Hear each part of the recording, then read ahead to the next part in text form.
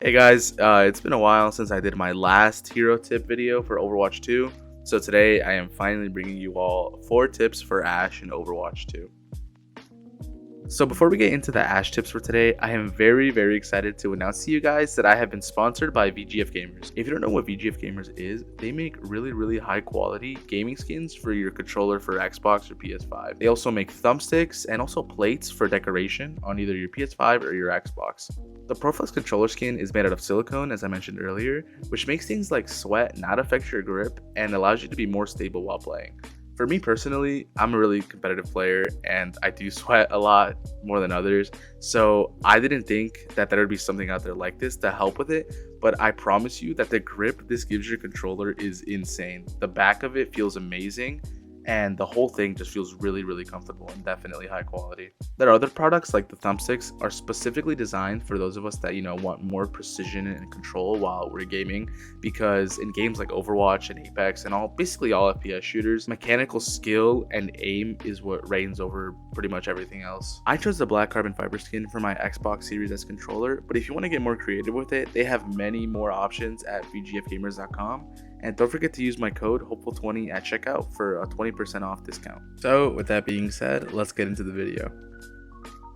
So usually on Ashe, the difference in skill in players comes down to primary fire cycling. It is really important on Ashe that you try and alternate between your primary and secondary fire. So when can you use these different kinds of primary and secondary fire cycles? Let's say that, as you can see on screen right here, you're against a 700 HP Roadhog. As you can see here, I alternate between my primary and secondary fire for little to no downtime in between shots and maximum DPS.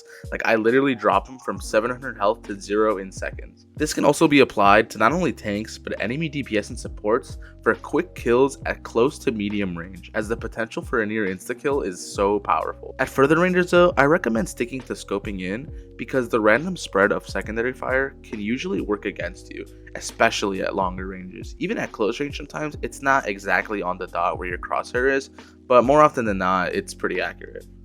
A good way to practice this is to shoot at this rhythm that you can see on screen.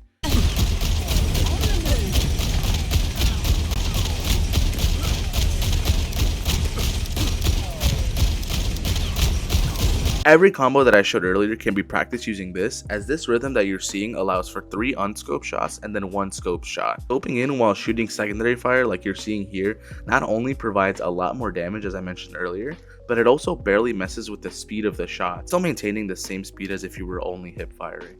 It is crucial that you incorporate this into your gameplay, as this is what differentiates a decent Ashe from a really good one. Playing Ashe, everybody knows that Coach Gun can be used for high ground positioning. This is a very good use for it, but know when to use it for other reasons. It is a good habit to position yourself accordingly, whether or not you have Coach Gun against a dive comp or against any comp. Your Coach Gun is your get out of jail free card, and having it ready to quickly reposition against a flank DPS like Genji or a dive tank like Monkey is crucial. You don't want to get caught without your Coach Gun, because at that point, all you have left to defend yourself is either you and your Mercy Pocket or damage, and most of the time you will not come out on top. Another tip that I use all the time myself that is never talked about is how to reposition an enemy. Coach Gun pushes any close enemies back, which is great for 1v1s, as it suspends them in midair and is very difficult to move out of. Try to use this as often as you can, because it can line up the enemy for some easy shots. I always use this myself because it always makes hitting shots a lot easier in a 1v1.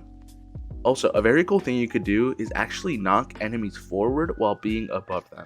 This I have never seen talked about in an Overwatch 2 video, and it's actually a very good tip.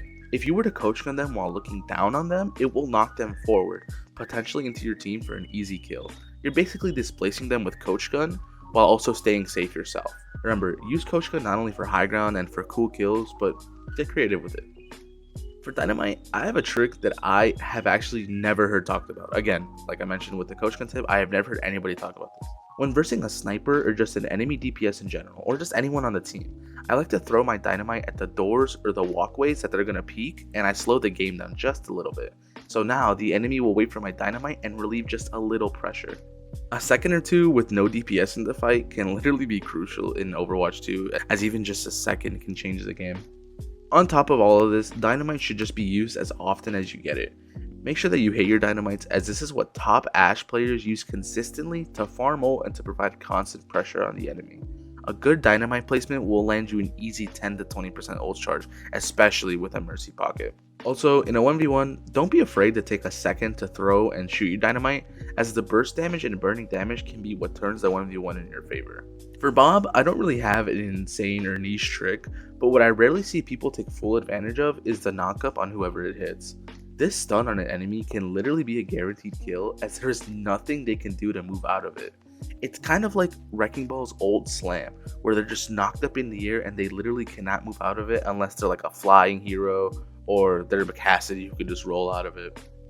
Also, another thing for Bob is to work on your timing for it. Try to use your Bob during a fight or a little bit before it, and try to make sure that you're throwing it behind enemies, as throwing it for no reason into 5 enemies is just terrible. 5 people shooting at a Bob will literally decimate it. I've seen a lot of Ashe players throw their Bob into an enemy before their own team is even ready for a fight, and it just gets destroyed. Like, Bob has a lot of health, but when there's no pressure coming from your team, all 5 enemies can just turn around and shoot at the Bob. Throwing the Bob behind them and timing it properly forces them either to turn around and kill the Bob or only look at your team, and like I said, it provides insane pressure. The damage a well-placed Bob can bring is an easy fight win. Also, a thing I see in a lot of Ashe videos is that you could also slide your Bob against like a roof or something, or any slanted objects, and I think that's pretty good to know, but honestly, myself, I don't think I've ever thrown a Bob in the air like that, but like I said, it's good to know, and if you ever find yourself in a situation like on Junkertown or something, I guess it could be pretty useful. That's it for all the Ashe tips. Leave a comment if you think I missed anything. In these videos, I try to cover a lot of the basic things you should be doing with these heroes and abilities, while I also try to add in a few niche tricks and I guess a few more advanced tricks. Let me know what hero you think I should do next in the comments. I love reading you guys' comments. I read all of them. Even though I might not reply to all of them, I promise you that I literally read all of them. But yeah, thanks for watching. I'll see you guys in the next one.